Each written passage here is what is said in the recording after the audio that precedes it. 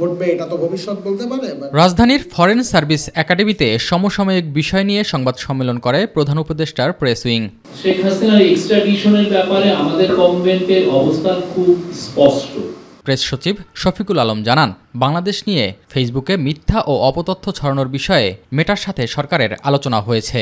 মেটার এখানে ভালো বিজনেস আছে, অবশ্যই মেটা উইল টেক কেয়ার যে কারা কারা এখানে ডিসইনফরমেশন ছড়াচ্ছেন। আমরা চাচ্ছি যে যেগুলো মিথ্যা ব্লেটান্ট লাইন সেগুলো যেন রিমুভ করা হয়।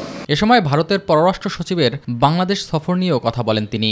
ইন্ডিয়ার সাথে আমাদের যে মিউচুয়াল ইন্টারেস্টে যে বিষয় আছে প্রত্যেকটা জিনিসই আলাপ হবে, এর প্রত্যেকটা জিনিসই আমাদের কাছে ইম্পর্টেন্ট। এক প্রশ্নের জবাবে প্রেস সচিব জানান, আইনি প্রক্রিয়ার পর ভারতের কাছে শেখ হাসিনাকে চাওয়া হবে। যেহেতু ইন্ডিয়ার সাথে আমাদের একটা এক্সট্রাডিশন ট্রিটি আছে, সেটা এক্সট্রাডিশন ট্রিটিতে আবার কিছু সার্টেন লিগ্যাল প্রসিডিউরটা করে তারপরে আপনি একজনকে এক্সট্রাডিশন যেতে পারেন। তো আমরা সেই প্রসিডিউরটা আমরা কমপ্লিট করছি। সেটা কমপ্লিট করার পরে আমরা ফর্মালি অ্যাপ্রোচ করব ইন্ডিয়াকে তাকে এক্সট্রাডিশন করার জন্য।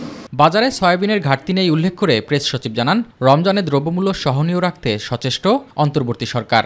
রোজার সময় যাতে আমাদের বাংলাদেশি মানুষ যারা তারা সয়াবিন তেল এবং পাম অয়েল যাতে সাশ্রয়ী মূল্যে পান।